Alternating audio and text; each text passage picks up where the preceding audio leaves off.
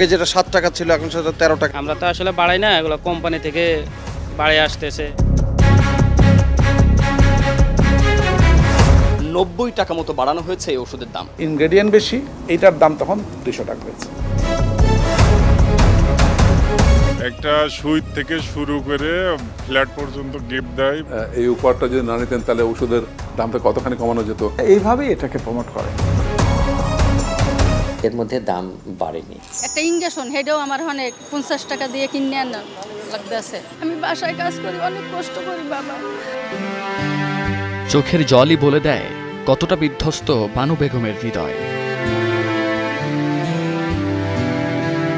16 দিন আগে খাদ্যনালীতে অস্ত্রোপচার করা মেয়ের জন্য গুরুত্বপূর্ণ দুটি ওষুধ কিনতে না পারার কষ্ট নিয়ে দিন পার করা এই মা জানে অভাব কতটা নির্মম।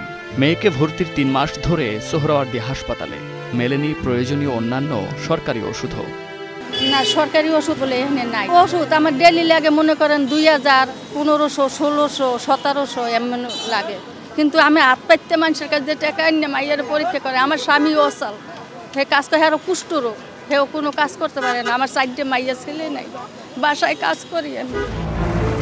হাসপাতালের সামনের চিত্র বলে দেয় দেশের রোগাক্রান্ত মানুষের সংখ্যা অনেক। সরকারি চিকিৎসালয়ের বহির্বিভাগে প্রতিদিন শত শত মানুষের ভিড় জমে। বিভিন্ন জেলা থেকে আসা এসব মানুষের সরকারি ওষুধ প্রাপ্তি নিয়ে যেমন ক্ষোভ রয়েছে, তার চেয়েও বেশি ক্ষোভ ওষুধের দাম নিয়ে। ডাক্তার লেখা দেয়, সরকার তো আর আমাকে ওষুধ দেয় না, সরকারি ওষুধ তো আর আমরা পাই না, আমাকে তো কিনেই খাইতে পারি। তখন আমরা কাজ কাম করতে পারলে সে না খাইতে পারি, না করতে পারলে আমাকে বন্ধ। আগে যেটা 7 টাকা ছিল এখন সেটা 13 টাকা 14 টাকা হয়ে গেছে, মানে ডাবল হয়ে গেছে। এটা তো আসলে আমাদের জন্য দুষ্কর, আমরা যারা স্বল্প আয়ে চাকরি করি। প্রয়োজনীয় ওষুধের দাম নিয়ে সাধারণ মানুষের এত ক্ষোভ কেন? আবার প্রতিনিয়ত ওষুধের দাম বৃদ্ধির অভিযোগই বা কেন আসছে? নাকি একরকম মগের মূল্যকে পরিণত হয়েছে ওষুধ শিল্প ঘাটতি? এসব প্রশ্নেরই উত্তর খোঁজার চেষ্টা আমাদের। অনুসন্ধানে দেখা গেছে দেশে ওষুধের দাম বৃদ্ধির নির্দিষ্ট নিয়ম থাকলেও তা মানছেন না অনেক কোম্পানি। এমনকি কিছু ওষুধের দাম বৃদ্ধির খবর জানে না খোদ ওষুধ প্রশাসন। 2024-এর 5 আগস্ট হাসিনা সরকারের বিদায়ের পর অন্তর্বর্তী সরকার কোনো ওষুধের দাম বাড়ানোর অনুমতি না দিলেও দেশের ফার্মেসিগুলোতে মিলল উল্টো চিত্র। কিছু ওষুধের দাম বেড়েছে প্রায় 82% পর্যন্ত। তেমনই একটি ওষুধ আমরা এখানে পেয়েছি, এই যে লরিক্স নামে একটা লোশন, এবং এটি মূলত যে ফোসকা পাঁচড়া এটার জন্যে ব্যবহার করা হয় এই লোশন, এবং এটা বলা হচ্ছে যে এখানে গায়ের রেট রয়েছে আমরা দেখছি 200 টাকা। এখন থেকে প্রায় 2 মাস আগে ওষুধের দাম ছিল 110 টাকা, অর্থাৎ প্রায় 90 টাকা মতো বাড়ানো হয়েছে এই ওষুধের দাম। ঢাকার পাশের আমিনবাজারের এই এলাকায় ওষুধের দোকান রয়েছে প্রায় 100টি। এখানকার অধিকাংশ বিক্রেতা বলছেন, যখন যেসব ওষুধের চাহিদা বেড়ে যায় সেসব ওষুধের দাম তখন হঠাৎ বাড়িয়ে দেয় কোম্পানিগুলো। 8-9 মাসের মধ্যে হয়তো মূল্যগুলো বৃদ্ধি পাইছে না। আমাদের কখনো মূল্য বৃদ্ধির আগে বলেন, আমরা যখন নতুন মাল পাই তখনই মূল্য দেখি বৃদ্ধি। সারা বাংলাদেশে খোঁজ পাসরার খুব ব্যাপক পরিমাণে রোগ ছড়াচ্ছে। অর্থ হাতিয়ে নেওয়ার জন্য কিছু কোম্পানি ওইটার মূল্য বৃদ্ধি করে দিচ্ছে। আমরা তো আসলে বাড়াই না, এগুলো কোম্পানি থেকে বাড়ে আসতেছে, আর বাড়তি দামে আমাদের থেকে নিচ্ছে, আমরা ওই দামে বিক্রি করতেছি। কাল যেটা কিনছেন 110 টাকা, সেটা আজকে 200 টাকা কোম্পানি করে ফেলছে। তাই এটা কি বলবো, এটা কোনো সিস্টেম আছে?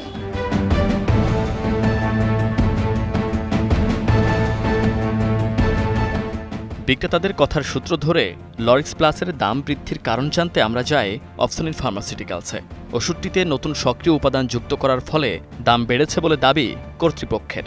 ডিজিডি এটা অ্যাপ্রুভ করে নাই। পরবর্তীতে আমরা জানতে পারলাম তারা আসলে কোনো প্রাইজই অ্যাপ্রুভ করছে না। নতুন প্রোডাক্ট হিসাবে আমরা সাবমিট করি ডিজিডিএতে যে লরিক্স প্লাসই নাম, কিন্তু এটা হলো এই যে টিটিও সমৃদ্ধ। ইনগ্রেডিয়েন্ট বেশি এবং 10 ml কোয়ান্টিটি বেশি আছে, এইটার দাম তখন 200 টাকা হয়েছে। তবে ওষুধটিতে সক্রিয় উপাদান যুক্ত করার যে চিহ্ন তিনি প্যাকেটে দেখিয়েছেন, বাজারে থাকা ওষুধে তা অনুপস্থিত। আর সক্রিয় উপাদান যুক্ত করার তথ্যটি ঘুরিয়ে তিনি বলেন ওষুধটিতে সহযোগী উপাদান যুক্ত করা হয়েছে। এটাকে কেন্দ্র করে আপনারা নতুন প্রোডাক্ট হিসেবে যেটা বললেন যে ফর্মুলেশন, নতুন ফর্মুলেশন, তা আপনি যখন 70 ml যুক্ত করলেন, তাহলে এইটা যুক্ত করতে মারা কোথায় ছিল? এখন প্রশ্নতে আমরা টিটি অয়েলটা স্টেজ চিহ্নটা অ্যাড করতে পারি না ইউজ, তাড়াতাড়ি মার্কেটে এক্সেশন চলে। তার দাবি অনুযায়ী ওষুধটি সম্পূর্ণ নতুনভাবে বাজারে এসেছে, যদিও একই নামের এই ওষুধ ইতোমধ্যে বাজারে আছে। যেহেতু ওষুধটিতে সহযোগী উপাদান যুক্ত করা হয়েছে, তাই এটি কি নতুন ওষুধ হিসেবেই গণ্য হবে নাকি দাম বৃদ্ধির নিছক কৌশল মাত্র? প্রশ্ন ছিল এই ওষুধ বিশেষজ্ঞের কাছে। এক্সিপিয়েন্ট শব্দটাকে আপনার যতটা শুনলে মনে হয় কি এটা একটা অপ্রয়োজনীয় মনে হয়, আসলে এটা হচ্ছে একটা ওষুধের কোয়ালিটির জন্য সবচেয়ে গুরুত্বপূর্ণ জিনিস। ফার্মাকোলজিক্যাল ইফেক্ট যে সবসময় শুধু অ্যাক্টিভ ইনগ্রেডিয়েন্টটাই দেয় বিষয়টা ওরকম নয়, এক্সিপিয়েন্টেরও কিন্তু ফার্মাকোলজিক্যাল ইম্প্যাক্ট আছে। সো প্রোডাক্ট প্রাইসের ক্ষেত্রেও এই এক্সিপিয়েন্টের একটা ইম্প্যাক্ট আপনি পাবেন। ট্রিটমেন্টে যদি এটার বেনিফিট যদি অ্যাড হয় তাহলে স্বাভাবিকভাবে এটাকে একটা নতুন ড্রাগ হতে পারে। আর ওষুধের দাম বৃদ্ধির বিষয়টি ওষুধ প্রশাসনকে জানানোর নিয়ম থাকলেও অফসনিনের এই ওষুধটির দাম বৃদ্ধির বিষয়ে কিছুই জানেন না ওষুধের নিয়ন্ত্রক সংস্থা। ওষুধের দাম সরকার আর বাড়ায়নি, কিন্তু ওষুধ কোম্পানিগুলো লাস্ট 1 বছরের মধ্যে বাড়িয়েছে, এরকম কোনো তথ্য আপনার কাছে আছে কিনা? না, এরকম তথ্য আমার কাছে ওইভাবে নেই। এই কাছাকাছি সময় ধরেন প্রায় বর্ষখানেক এর মধ্যে দাম বাড়েনি। এমন হতে পারে যে কোনো প্রোডাক্টে হয়তো দাম ওনারা বাড়িয়ে রেখেছেন কিন্তু মার্কেটে দেননি। তারপরেও যদি এরকম কোনো রেফারেন্স থাকে আপনার কাছে, যদি একটু দয়া করে আমাদের জানান, অবশ্যই আমার টিম কাজ করবে এই বিষয়টা। সম্প্রতি বিভিন্ন কোম্পানির ব্যথানাশক ওষুধের দাম বেড়েছে 2 থেকে 8 টাকা পর্যন্ত। দাম বেড়েছে এমন ওষুধের তালিকাটা বেশ দীর্ঘ। অ্যান্টিবায়োটিকে কোম্পানি ভেদে প্রতি ট্যাবলেটের দাম বেড়েছে 10 থেকে 20 টাকা পর্যন্ত। এসব ওষুধের দাম গেল 8 থেকে 9 মাসের মধ্যেই বেড়েছে। তবে ওষুধ কোম্পানিগুলোর নিষেধাজ্ঞার কারণে বিক্রেতারা অনেকেই জানাতে চান না দাম বৃদ্ধির খবর। আমার সামনে যে ওষুধগুলো রয়েছে, এই ওষুধগুলো অধিকাংশের দাম বেড়েছে, সবগুলোতে প্রায় 1 থেকে 8 টাকা পর্যন্ত বেড়েছে। আমার হাতে যে ওষুধটি রয়েছে টোরাক্স, এই ওষুধটি মূলত ব্যথানাশক হিসেবে ব্যবহার করা হয় এবং এর প্রতিটি ট্যাবলেটে এখন বেড়েছে 8 টাকা পর্যন্ত। অর্থাৎ আগে বিক্রি হতো এটি 12 টাকা এবং এখন বিক্রি হচ্ছে সেটি 20 টাকা করে পিস। এবং এখানে অন্য যে ওষুধগুলো রয়েছে, এই ওষুধগুলোও বেশ 1 থেকে 8 টাকা 10 টাকা পর্যন্ত বেড়েছে। বিক্রেতাদের দেয়া তথ্য বিশ্লেষণে যেসব ফার্মা কোম্পানির ওষুধের দাম বেশি বেড়েছে তাদের সাথে যোগাযোগের চেষ্টা করি আমরা। মুঠোফোন, হোয়াটসঅ্যাপ এবং ইমেইলে দাম বৃদ্ধির বিষয়ে জানতে চাইলে তারা কোনো প্রতিক্রিয়া বা উত্তর জানায়নি। স্বাস্থ্য অর্থনীতিবিদরা বলছেন, বর্তমানে একজন রোগীর মোট চিকিৎসা ব্যয়ের প্রায় 65% খরচ হচ্ছে ওষুধ ক্রয়ে।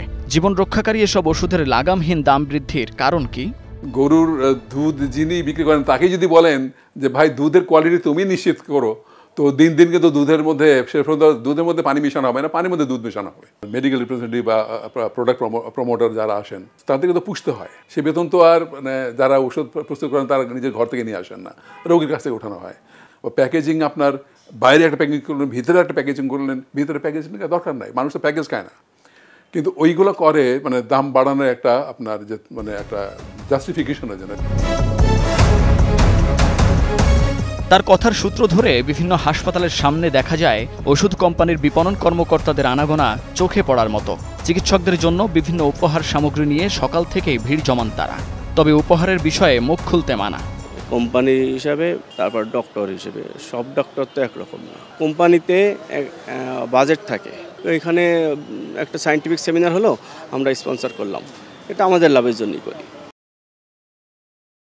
এমন অবস্থায় নিজের পরিচয় গোপন রাখার শর্তে কথা বলতে রাজি হন একজন। সবই দেয়, একটা সুই থেকে শুরু করে ফ্ল্যাট পর্যন্ত গিফট দেয়, বাংলাদেশে যেটা সবচেয়ে, তারপর বিদেশের ট্যুর, গাড়ি থাকে, একটা ডাক্তারকে বাড়ি পর্যন্ত করে দিছে এবং এটা ওপেন সিক্রেট, সবাই জানে, কিন্তু আসলে এটা বলার কেউ নাই, এটা যে বলতে যাবে তারই সর্বনাশ। মেডিকেল প্রমোশন অফিসার বা মেডিকেল রিপ্রেজেন্টেটিভ নিয়োগ এবং জাঁকজমকপূর্ণ প্যাকেজিংয়ের মাধ্যমে ওষুধের দাম বেড়ে যায় এবং সবথেকে বেশি বরাদ্দ থাকে ডাক্তারদের জন্য, যেখানে বাড়ি, গাড়ি থেকে শুরু করে বিদেশ ভ্রমণ। কোম্পানিগুলো এর জন্য প্রতি বছর খরচ করে কোটি কোটি টাকা। বিশেষজ্ঞরা বলছেন, এটি নিয়ন্ত্রণ করা গেলে প্রতিটি ওষুধের দাম প্রায় কমবে 40% পর্যন্ত। কিন্তু কিভাবে, আমরা সেটি জানার চেষ্টা করব। একটি ওষুধ কোম্পানির মূল্য নির্ধারণের পদ্ধতি বিশ্লেষণ করে দেখা যায়, অ্যাজিথ্রোমাইসিন 500 মিলিগ্রামের একটি ট্যাবলেট উৎপাদন, মার্কেটিং ও বিপণন থেকে সরবরাহ পর্যন্ত খরচ দাঁড়ায় প্রায় 31.5 টাকা। হিসাব অনুযায়ী ওষুধটির ট্রেড মূল্য 34 টাকা হলে প্রতিটি ট্যাবলেটে কোম্পানিটি লাভ করছে প্রায় 2.5 টাকা। হিসাব বলছে উৎপাদন থেকে বাজারে সরবরাহ পর্যন্ত খরচের মধ্যে বড় একটি অংশ যায় মার্কেটিংয়ে, যা প্রায় 45%। এর অধিকাংশ বরাদ্দ চিকিৎসকদের জন্য, যেখানে ইচ্ছামতো খরচ ধরে আয় বাড়ানোর সুযোগ থাকছে। তবে এই প্রথা থেকে বেরিয়ে আসলে ওষুধের দাম প্রায় 40% পর্যন্ত কমতে পারে বলে মত বিশেষজ্ঞদের। মার্কেট প্রমোশন একটা 5 to 10% টাকা খরচ করে প্রত্যেকটা কোম্পানি। 5% হলেও বাংলাদেশের 40,000 কোটি মার্কেটের মধ্যে প্রায় 2,000 কোটি, আর যদি আমি 10% ধরি 4,000 কোটি, তারপর 4,000 থেকে 2,000 কোটি টাকা এইটা জনগণের টাকা, এটা তো কোম্পানি টাকা দিচ্ছে না।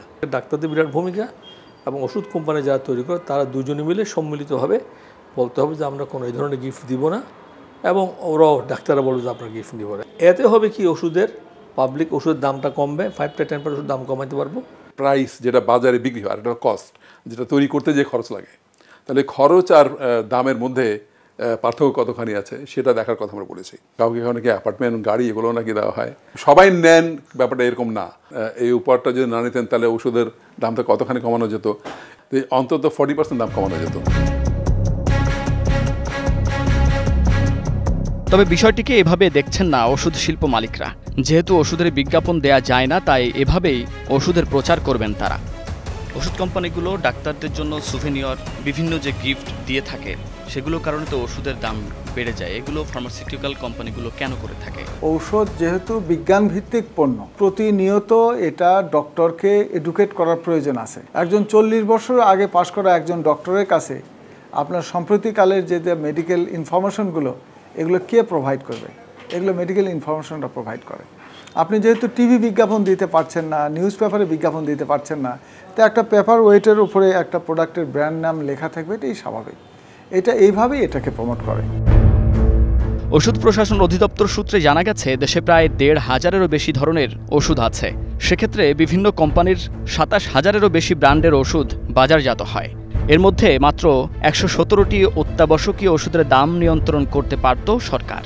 সম্প্রতি হাইকোর্টের রায় অনুযায়ী এখন 739টি ওষুধের দাম নিয়ন্ত্রণের ক্ষমতা ওষুধ প্রশাসনের হাতে। তবে এর বাস্তবায়ন নিয়ে শঙ্কা বিশেষজ্ঞদের। 117টা ড্রাগ যেগুলো তখন এসেনশিয়াল লিস্ট করছিলাম, একটা কন্ডিশন যত মনে আছে 40% তারা তৈরি করতে হবে, যাতে করে ওই এসেনশিয়াল ড্রাগের শর্টেজ বাজারে না হয়। কিন্তু পরবর্তী পর্যায়ে মনে হয় এটা খুব বেশি মনিটরিং করতে পারছে। এসেনশিয়াল ড্রাগ কোম্পানি লিমিটেড সরকারি ওন, এটা মাত্র 500 কোটি ওষুধ, 500 কোটি ওষুধ। বাংলাদেশ ওষুধ বাজার হচ্ছে 40,000 কোটি টাকা। সেই ওষুধগুলি রুগী না পায় এগুলো বাজারে বিক্রি করে দেয়, তাহলে এইটা কোনো লাভ হলো না। গভর্নমেন্ট যে ওষুধ দিতে চায় সেটাকে ইনস্যুর করতে হবে। অত্যাবশ্যকীয় ওষুধের বাইরে কোনো ওষুধের দাম নিয়ন্ত্রণ করতে পারে না ওষুধ প্রশাসন। তবে বাজারে ওষুধের দাম বৃদ্ধির ক্ষেত্রে কোনো অনিয়ম পেলে ব্যবস্থা নেওয়ার কথা জানান এই কর্মকর্তা। সরাসরি কে উপঢৌকন দিল বা কাকে কিভাবে, এটা আসলে আমাদের বলার সুযোগটা কম। তবে জনসচেতনতা বাড়িয়ে এই তিক্ততা জায়গা থেকে আমরা ফিরে আসতে পারি। এটা নিয়ে ইন্ডাস্ট্রিও কাজ করছে, ডাক্তারদেরও এগিয়ে আসতে হবে, এবং সর্বোপরি পাবলিক যদি একটু অ্যাওয়ার আপ হয় তাহলে মনে হয় এই ইরিটেশনটা থাকবে না। অন্যায়ভাবে কোনো খরচ না থাকে, খরচটা কমে আসে, তাহলে নিঃসন্দেহে দাম কমবে এবং মানুষ উপকৃত হবে। দেশে প্রায় 250-এর বেশি ওষুধ কোম্পানির মধ্যে নিয়মিত উৎপাদনকারীদের অধিকাংশই লাভে রয়েছে। তবে এত সব কোম্পানির ভিড়ে যখন ওষুধের দাম নিয়ন্ত্রণে সরকার অনেকটাই ব্যর্থ, তখন বানু বেগমের মতো নিম্ন আয়ের মানুষগুলো বছরের পর বছর এক প্রকার জিম্মি থাকছে ওষুধ কোম্পানির কাছে। Munnaf Rashid, star news, Dhaka.